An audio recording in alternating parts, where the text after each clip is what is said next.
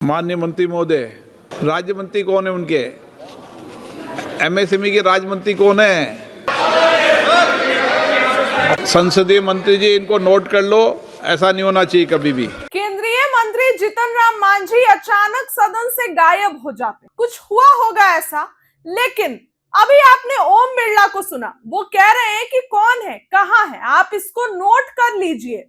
देखिए, आज लोकसभा के भीतर ये तो पहले से पता होता है मंत्री को कि कौन कौन उनसे सवाल करेंगे और उनको क्या जवाब देना होगा, तो इसके लिए प्रिपेयर्ड रहना होता है। केंद्रीय मंत्री हैं जीतन राम मांझी, अब आज उनसे सवाल किया गया तो थे, जवाब दे रहे थे, ऐसा नहीं है कि जवाब नहीं दे रहे थे। सबसे पहले देखिए, जीतन राम मांझी के बगल में केंद्रीय मंत्री चिराग पासवान है, सवालों का जवाब दे रहे हैं, सवाल किया जा रहा है, आंसर कर रहे हैं, लेकिन एकाएक ऑल ऑफ अ सडन ऐसा हो जाता है कि जीतन राम मांझी आंसर नहीं कर पाते हैं।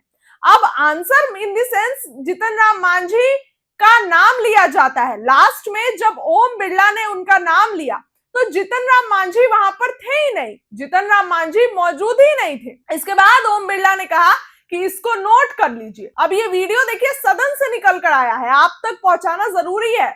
मोदी सरकार में मजबूत मंत्री हैं, तो क्या केंद्रीय मंत्री को यह शोभा देता है क्या? एनडीए के घटक दल हैं और इस तरीके से सदन में जब उनसे सवाल किए जा रहे थे तो आंसर जब देने का समय आया तो गायब दिखे, सवाल का जवाब ही नहीं दे पाए। ये क्या हो रहा है? अब देखिए, ये वीडियो हम आप तक पहुंचा रहे हैं, ये लोकसभा का वीडियो है। सवाल तो उनसे किया गया लेकिन जवाब नहीं दे पाए ना। पहले जवाब दे रहे थे, लेकिन इसके बाद एकाएक जीतन राम मांझी गायब नजर आए। अब आप देखिए, पूरा वीडियो देखिए, लोकसभा का ये वीडियो है, जरा इस पर वीडियो पर आप गौर करिए। माननीय मंत्री महोदय,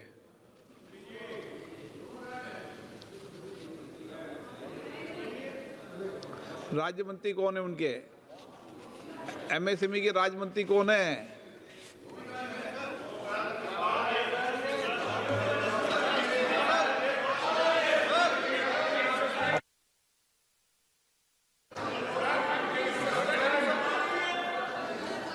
संसदीय मंत्री जी, इनको नोट कर लो, ऐसा नहीं होना चाहिए कभी भी। अगला question, question number 551 C Appala Naidu Kalisetty. Question number 551। Very good.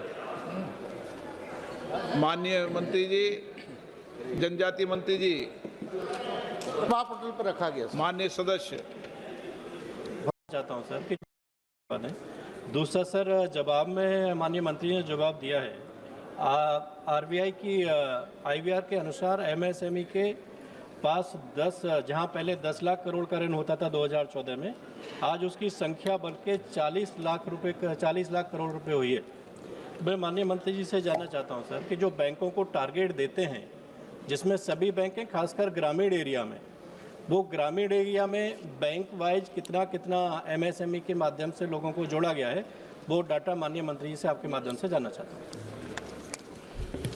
अध्यक्ष महोदय, जहाँ तक इस प्रश्न का जवाब है, उसमें मैं यही कहना चाहता हूँ कि हमारे प्रधानमंत्री जी और इस विभाग का निश्चित रूप में यह है कि बैंकों तक हमारे लोगों को कैसी सुविधा, कितनी सुविधा दी जाए, कैसे पहुँच हो जाए, उसके लिए अनेक प्रकार के प्रयास किए गए हैं और उसमें कई एक संस्थाएं हैं जिसके माध्यम से हम लोग ऐसा काम करते हैं कि उनको बैंक से जुड़े।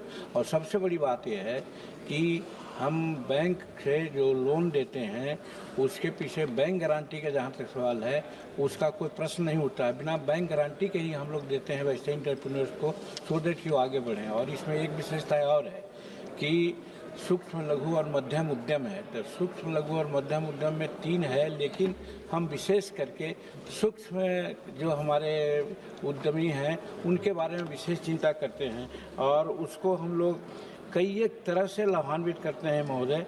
और उसमें कई एक योजनाएँ हमारी है जिसके तहत हम लोग उनको ये देते हैं।